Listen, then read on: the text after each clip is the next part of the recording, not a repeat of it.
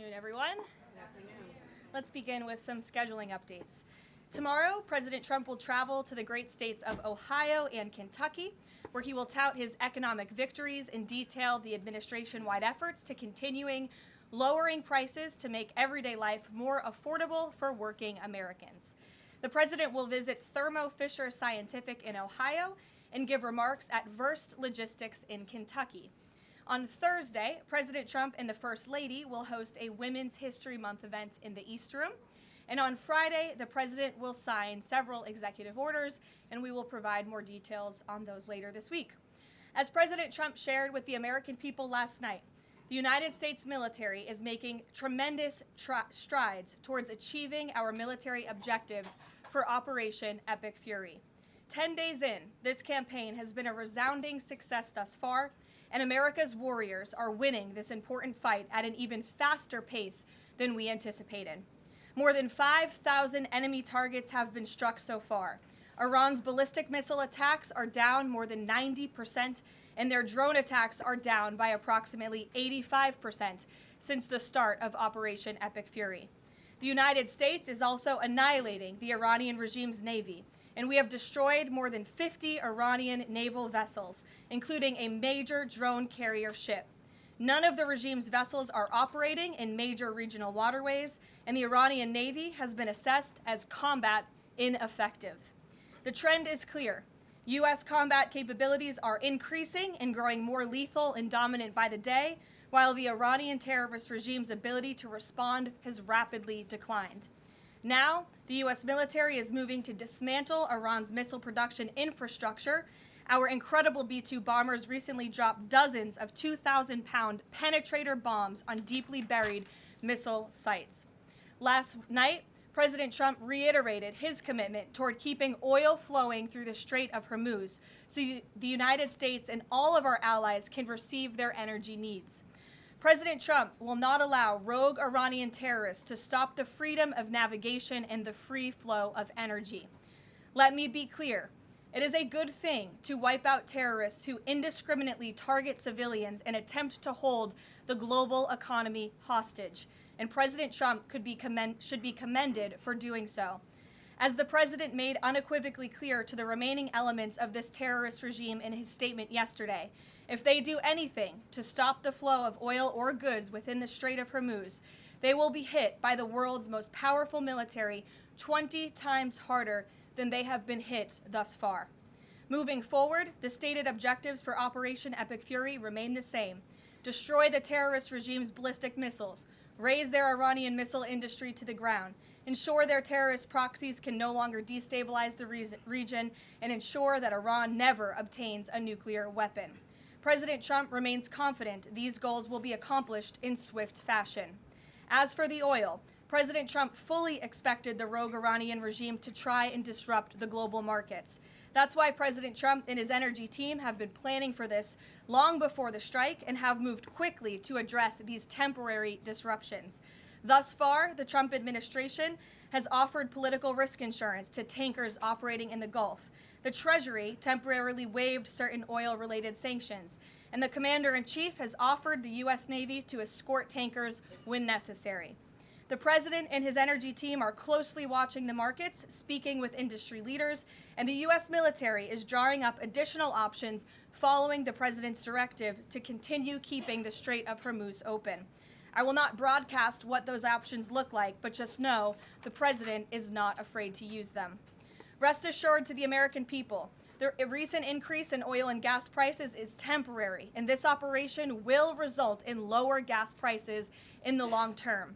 Once the national security objectives of Operation Epic Fury are fully achieved, Americans will see oil and gas prices drop rapidly, potentially even lower than they were prior to the start of the operation. And we will live in a world where Iran can no longer threaten the United States or our allies with a nuclear bomb. On another matter here at home, President Trump is urging Congress to pass the Save America Act, one of the most critical pieces of legislation in our nation's history. The Save America Act is overwhelmingly popular with all Americans because each provision is rooted in common sense. The Save America Act has 5 simple requirements as requested by the President of the United States. Number 1, voters have to show ID to cast a ballot in an American election. Very simple. 90% of Americans, including more than 80% of Democrat voters, agree with this. Number 2, the Save America Act will require all voters to show proof of citizenship in order to register to vote in American elections. Again, this is popular and rooted in common sense. Only American citizens have the right to vote in American elections. But after Joe Biden and the Democrats allowed tens of millions of illegal aliens into our country, it's more important than ever to ensure that only American citizens are registering to vote on our nation's voter rolls, and Congress needs to pass this. Number 3, the Save America Act abolishes the incredibly unsecure practice of universal mail-in ballots, which throw the door wide open for fraud. Importantly, the Save America Act maintains exceptions for Americans to use mail-in ballots for illness, disability, military, or travel reasons. The bipartisan 2005 report of the Commission on Federal Election Reform, chaired by, of all people, former President Jimmy Carter and former Secretary of State James Baker, concluded that, quote, absentee ballots remain the largest source of potential voter fraud, and it is time for Congress to finally address this. Number 4, the Save America Act permanently bans men from competing in women's sports. President Trump signed a landmark executive order upholding the promise of Title IX and ending this dangerous and unfair practice, but now it's time for Congress to codify this into law. Number 5, the Save America Act bans transgender mutilation surgery for children. Again, President Trump signed a common sense executive order to do this and kept his promise to the American people, but now Congress needs to do the same and codify it. It's well past time for Democrats in Congress to stop perpetuating the radical and false claim that you can somehow change a child's sex. You cannot. Passing the Save America Act is the most important thing that Republicans and, frankly, Democrats can do to strengthen election integrity and protect our democracy. It's what the American people elected Republicans to do, and they must deliver on it as soon as possible.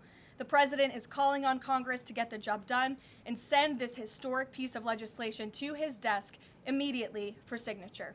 So with that today, I will take your questions. Benny, thank you for being here, and why don't you start us off? Thank you, Karoline. So my first question is actually about the Save America Act. So one of the biggest things that the Democrats are saying, the claims that they're making, is that the Save America Act, it would prevent married women from voting in elections or make it harder for them. What do you have to say to those claims? Is there any validity to them, and where do you think they're getting this from? There is zero validity to these claims, and I'm glad that you brought them up, because you have the Democrats who have created this myth, and it has been perpetuated, unfortunately, by many in the mainstream media. Let me be very clear. The Save America Act does not prohibit anyone from voting, with the exception of illegal aliens. And the greatest way to disenfranchise American citizens from voting in American elections is to allow illegal aliens to vote, which is what Democrats want to do. We see it taking place in Democrat jurisdictions at the state and local level across this country. So the Save America Act corrects that. And as far as married women who have changed their name, if they're already registered to vote, they're entirely unaffected by the SAVE Act. And for the small fraction of individuals who have changed their name or their address, they can still register to vote, of course. They just have to go through their state processes to update that documentation. And this is something that the American people, married women, and minorities, and people all across this country who Democrats are insultingly saying cannot do this, they're already doing it every day, going to the Social Security office, going to the DMV, and I think it's frankly insulting that the Democrats are saying that there are certain groups of people in this country who aren't smart enough to update their documentation to allow them to vote. Again, this is a huge myth, and thank you for giving me the opportunity to address it. Of course, and then just one more question about DHS. The funding issue has been 3+ weeks now. I was at the airport this morning in St. Louis, Missouri, and it was early in the morning, and one of the TSA agents, I saw her, she was kind of tearing up, she was crying, and I asked her, I was like, what's wrong? And she was like, I can't make my phone payment, I can barely make my car payment that's coming up.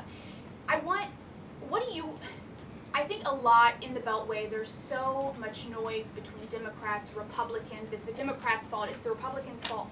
But what is the White House's message to the American people that are struggling because they're not getting that paycheck? It's take away the politics. What do you have to say to those people? President Trump wants the Department of Homeland Security. He wants TSA, he wants FEMA, he wants the brave men and women of our United States Coast Guard to receive their paychecks, and he wants this department to be fully funded and fully reopened. And so to any American out there who is struggling without a paycheck, we know there's more than 100,000 of you across the country. To any American out there who is showing up to an airport and facing incredibly long wait times and lines, call your Democrat member of Congress and tell them to fund the Department of Homeland Security. That's what President Trump wants to do, and it's completely ridiculous that the American people are suffering as a result of these partisan games that are being played by Democrats on Capitol Hill. Thank you. Steve. You said the operation was going faster than anticipated. What is your current timeline for how long the war will last? So look, as you know, Steve, the president and the U.S. military's initial timeline was about 4 to 6 weeks to achieve the full objectives of Operation Epic Fury. Again, to destroy their missiles and their ability to make them, destroy their Navy, permanently deny them nuclear weapons forever, and to, of course, weaken their evil terrorist proxies in the region. We know that the U.S. military and our brave warfighters are quickly and expeditiously executing these objectives well ahead of schedule, but ultimately the operations will end when the Commander-in-Chief determines the military objectives have been met, fully realized, and that Iran is in a position of complete and unconditional surrender, whether they say it or not. Does the president still want Iran's unconditional surrender? Well, when President Trump says that Iran is in a place of unconditional surrender, he's not claiming the Iranian regime is going to come out and say that themselves. What the president means is that Iran's threats will no longer be backed by a ballistic missile arsenal that protects them from building a nuclear bomb in their country. I could make an empty threat, but if I have no actions to back it up, then it's an empty threat. And so President Trump will determine when Iran is in a place of unconditional surrender, when they no longer pose a credible and direct threat to the United States of America and our allies. Adriana. Can you explain why the Energy Secretary posted and then appeared to have deleted a post on X saying that the U.S. Navy escorted an oil tanker through the Strait of Hormuz? Yes, I was made aware of this post. I haven't had a chance to talk to the Energy Secretary about it directly. However, I know the post was taken down pretty quickly, and I can confirm that the U.S. Navy has not escorted a tanker or a vessel at this time, though, of course, that's an option the President has said he will absolutely utilize if and when necessary at the appropriate time. And if this was something that was posted erroneously, could it be because of a staffer? What, I guess, will there be any consequences for this? I know you still have to consult, but just generally speaking. Again, I would defer you to the Department of Energy to answer that question. And if I could just follow up really quickly. Sure. In terms of oil sanctions, the president said that there would be some sanctions that would be lifted. Would those be on Venezuela, Russia? Could you give some specifics there and then timing for that as well? Sure. I know it's something that the Treasury Department and the President's energy team continue to discuss, and they will ultimately consult with the President before decisions are made. I don't have any announcements on new sanctions or the lifting of new sanctions for you today. Alex. Thank you. Reuters has reported that about 150 U.S. Service members have been injured so far. Can you confirm that number and elaborate on that? I can't confirm the exact number. I know it's within that ballpark, but I would defer you to the Pentagon for a specific number of wounded or injured thus far. And then secondly, if I can, I wanted to ask about, there was a briefing on the Capitol Hill today, and some senators came out and said they were more convinced than ever that there would be U.S. boots on the ground. Senator Blumenthal said that, in fact. Your reaction to that and any update on President Trump's thinking about it? Look, I would say that Democrats on Capitol Hill are clearly being quite disingenuous. 3 years ago, not a single Democrat voted against the resolution condemning Iran as the world's leading state sponsor of terror. Yet now, with President Trump as Commander-in-Chief finally taking the action that so many Democrats have called on the Commander-in-Chief to do for many, many years to wipe out the threat of a rogue Iranian terrorist regime, now all of a sudden Democrats are playing politics with this long-standing bipartisan policy of the United United States, and 53 of them in the House recently voted against the resolution condemning Iran as the world's state sponsor of terror. So I wouldn't take Democrats at their word. As for boots on the ground, the president has talked about this repeatedly. Wisely, he does not rule options out as commander-in-chief. So again, I would hesitate to confirm anything that a Democrat on Capitol Hill says right now about the president's thinking. Garrett. Karoline, you outlined to Steve the military components of what would be involved in ending this war, but it seems like there's a political component too. The president said to Fox earlier today that he doesn't believe the new Ayatollah can live in peace. He made a variety of comments suggesting that he should be involved in picking the new Iranian leader. Is the ending of this war also contingent on Iran selecting a leader that the president finds acceptable? And if so, how is that not the definition of a regime change war?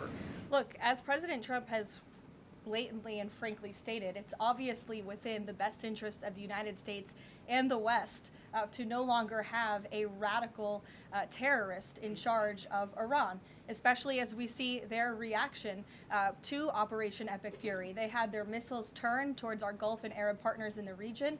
Again, this was a regime that chanted, or still chants, death to America. We look at the way that they are holding the entire world hostage with the restricting of the free flow of energy through the Strait of Hormuz.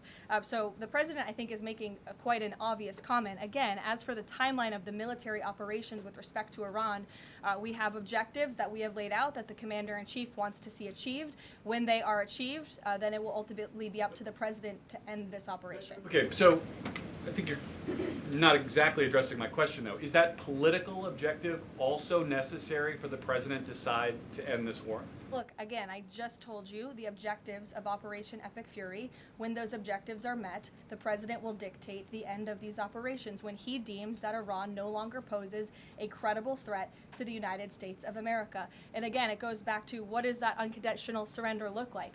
Iran can talk all they want, and their words will be very empty when we've completely annihilated their navy, as we are doing, when we've taken out the threat of their ballistic missile capability, when we can firmly, finally ensure that they can no longer make a nuclear bomb to threaten the United States and our allies and our troops in the region. And that's what President Trump is ultimately seeking to do with respect to this operation. Karoline? Jennifer. There was a shooting outside of a synagogue in Baltimore. Do you know if the president has been briefed on that, and do you have any more details on what happened? I don't, but we certainly will get you more details, Jennifer, and I don't know if the president has briefed, but I'll check on that when I get back to the Oval Office after this. Sure. Thanks, Caroline.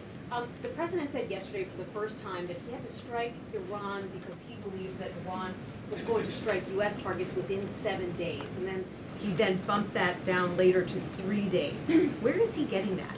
Well, that's not the first time the president has said that he chose to launch Operation Epic Fury because he felt as though Iran was going to strike the United States and our assets in the region first. Again, I addressed this in the last briefing.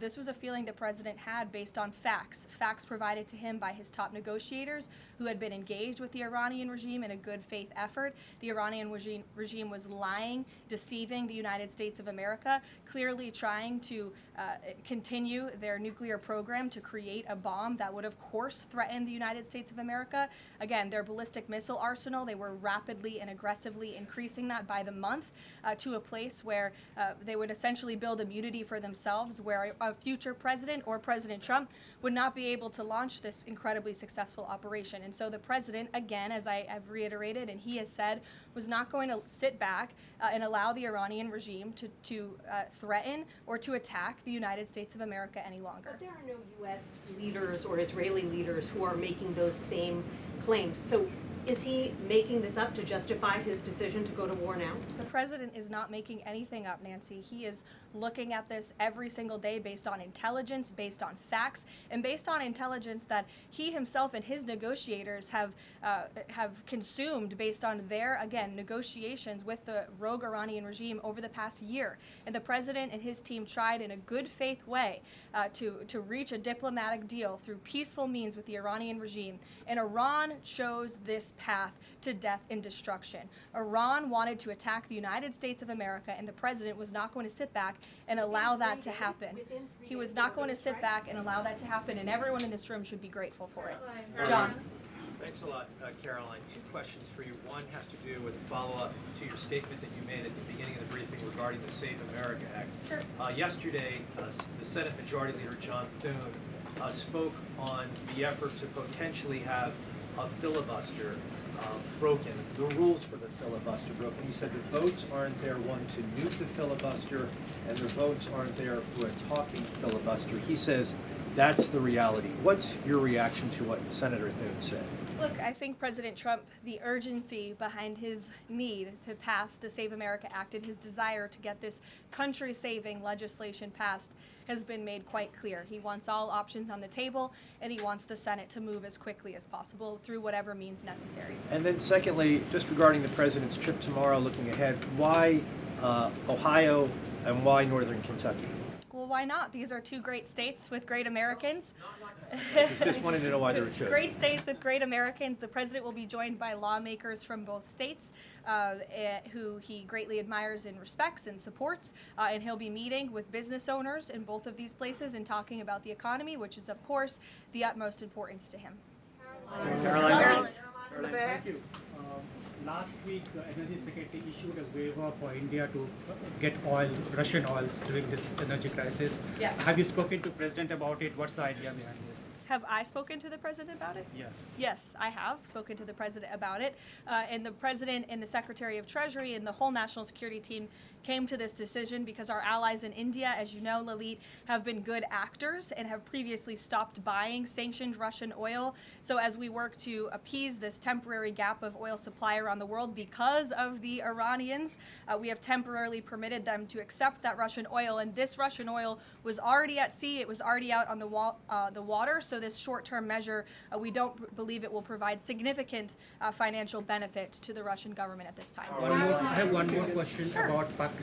You know, Pakistan is a neighbor of Iran, and Pakistan is also an ally of U.S. President has been praising a lot about the field marshal. Is Pakistan providing any kind of support in this war against Iran?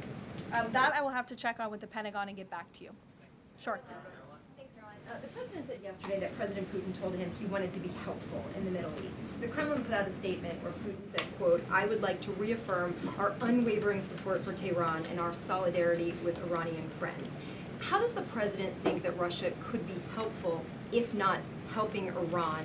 And did the president push Putin on Russia sharing intelligence with Iran in this war? The president and his special envoy Witkoff have both said that, of course, they've sent a message to Russia that if that was taking place, it's not something they would be happy with, and they hope that it is not taking place. As for further details about the discussions between these two leaders, I'll leave it to the president to divulge any more of that conversation, but he did confirm it yesterday and provided you with a little bit of the background and his view and his perspective, as he always does. Luke. Regarding the missile strike on the Iranian school, how long does the administration expect that investigation to take, and will the White House or the Department of Defense release a full report of its findings once the investigation is complete? The Department of War will do that. The investigation continues, and as the president said yesterday at his press conference, he will accept the conclusion of that investigation, whatever it may be. We'll go to the back row for some love. Sure, in the back with the glasses. Go ahead. Caroline, regarding the shield of the Americas. Caroline, And then you can go, but go first. Okay, thank you. Is there an update regarding You have rough real estate back there, so I'm trying to give you is some there love. an update regarding Cuba, and also is an economic deal imminent? Sure. I don't have any updates on Cuba for you today. Obviously, this is something the administration is actively dealing with. The president's made it quite clear, it's his belief, based on fact, that the Cuban regime is bound to fall. The country is obviously in a very weak place, economically speaking. The people are crying out for help, and the president believes and knows that the Cuban regime wants a deal. So as you know, Secretary of State Rubio has been engaged in those conversations as directed by the president. I don't have any updates for you today, though. Thank you, Caroline. Regarding the Shield of the Americas, the initiative by President Trump this weekend, big names, a lot of countries, but some notable absences. For instance, Colombia, which is a key ally with the United States in terms of counter-narcotics. And President Gustavo Petro was here at the White House, and he met with President Trump. Why wasn't Colombia invited to the Shield of the Americas? I don't think we're seeing the level of cooperation we quite want to see yet from the Colombian government to invite them to the Shield of America's event in Pact, but we certainly hope that this newfound organization will expand and we can continue to invite additional member countries. But there was quite a few countries there. I believe there were 17 countries represented, 12 heads of state with the president over the weekend. They signed a defense agreement with all of our militaries to emphasize the need to combat drug cartels through Latin America in the Western Hemisphere, and ultimately, of course, to curb the illegal trafficking of drugs to the United States, which is the president's utmost priority in all of this. So it was a great event on Saturday, and we look forward to the coalition expanding. Kelly in the back.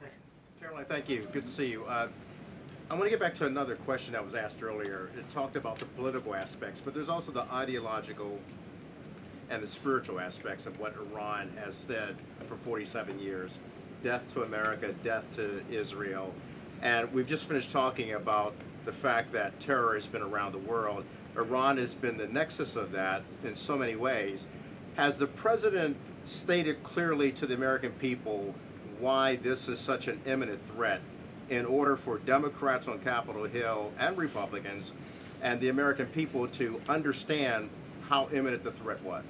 I think he has, Kelly. I mean, you've heard from the president on an almost daily basis over the course of the past 10 days. You've heard it from me at this podium. You've heard it from the Secretary of War, the Secretary of State, the Vice President of the United States.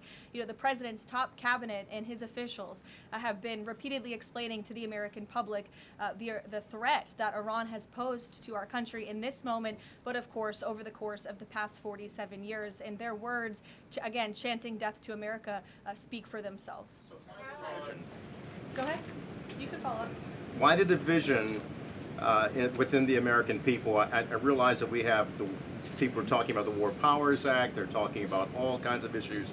But have people forgotten just how imminent that threat was? If they keep saying death to America and death to Israel, they mean it. Look, I don't think the American people have forgotten, but I think Democrats on Capitol Hill, they have not forgotten, but they are just so plagued with this resistance to President Trump on everything that they do that, again, they can't even rally behind the common sense, bipartisan, long-standing principle of the United States of America that Iran absolutely poses a threat to the United States, that Iran is the world's leading state sponsor of terrorism. And I think that's reflected again in their voting pattern. In 2023, every single member of the House of Representatives, with the exception of one, I believe the final vote was 412-1 in 2023 for a resolution condemning Iran as the world's state leading sponsor of terror. And now in this year, under this president in 2026, 53 Democrats voted against that exact same resolution with the exact same language. I don't think that's a change in the threat that Iran has posed to the United States. I think it's a change in the Democrat Party's thinking and their vicious hatred for President Trump. Danny? Sure. National threat level, following on Kelly, what's the national threat level right now because of this death to America, death to Israel issue? I believe the Department of Homeland Security and the FBI have repeatedly and continuously provided updates on the threat level to the homeland. I don't want to speak on it out of turn from up here, but of course, the federal government is continuing to coordinate and partner with local law enforcement agencies across the ground to thwart potential threats to the homeland. This is something the administration obviously takes very seriously. We are thwarting threats that, frankly, most Americans don't know about because they never make headlines, but that's the great work that the Department of Homeland Security is doing, and it emphasizes and underscores the point of why Democrats need to fund and reopen fully the Department of Homeland Security right now. Danny. School. Why did President Trump say yesterday that Iran may have Tomahawk missiles when there are only 3 other U.S. allies plus the U.S. that have those missiles and therefore could... Look, again, as the president said yesterday, he will accept the conclusion of this investigation by the Department of War. I know there's been a lot of speculation in the media about who may be responsible for this. We're not going to get ahead of the Department of War and the conclusion of that investigation. The president has a right to share his opinions with the American public, but he has said he'll accept the conclusion of that investigation. And frankly, we're not going to be harassed by the New York Times, who's been putting out a lot of articles on this, making claims that have just not been verified by the Department of War, to quickly wrap up this investigation because the New York Times is calling on us to do so. Thank you. Hi, thank you so much. Karoline, with the DHS currently under a partial Democrat shutdown, does the administration have any specific concerns about potential impact on Homeland Security or intelligence monitoring of sleeper cells inside the United States? And do you have any comment on the bombing, the two individuals that bombed New York City or tried to? Yeah, it was absolutely despicable to see that attack in New York City. I know the FBI is investigating, and the Department of Justice and SDNY have announced they are charging those two individuals and alleged terrorists, and I know they won't rest until justice is sought in this case. Daniel. Daniel, Thank you, go ahead. Caroline. Appreciate it. Millions of Americans are filing taxes for the first time since the president signed the One Big Beautiful Bill Act into law. New reports say that new IRS data says that the average federal tax refund is around $3,800, a little bit up from the last period of last year. Does the president believe that the average federal tax refund increasing this year could provide a little bit more economic growth, something that he's been very focused on as the year progresses? Absolutely, and Americans are going to start benefiting from the fruits of President Trump and Republicans' labor through the passage of the One Big Beautiful Bill and these historic tax cuts. We are midway through tax season, so just to provide an update from the Treasury Department that just went out moments ago, nearly 63.5 million tax returns have been processed thus far, 45% of the anticipated total number of tax returns by April 15th, so don't forget to file your taxes, people. And the average refund this year is more than $3,700. And we know that more than 27.5 million individuals who have filed their tax returns thus far have claimed at least one of President Trump's new tax cuts. Over 3.5 million returns have claimed no tax on tips. Over 15.5 million returns have claimed no tax on overtime. Over 9.2 million returns have claimed the enhanced deduction for seniors. And over 690,000 returns have claimed no tax on car loan interest. And another amazing statistic, nearly 3.5 million Trump accounts have been opened for children in our country thus far. So we look forward to, I know the Treasury Department continues to look forward to seeing these checks go out the door and into the pockets of hardworking Americans, and the president will be meeting with them himself tomorrow on the road in both Ohio and Kentucky, and we look forward to seeing you all there. Thank you, guys. Thank you, Caroline.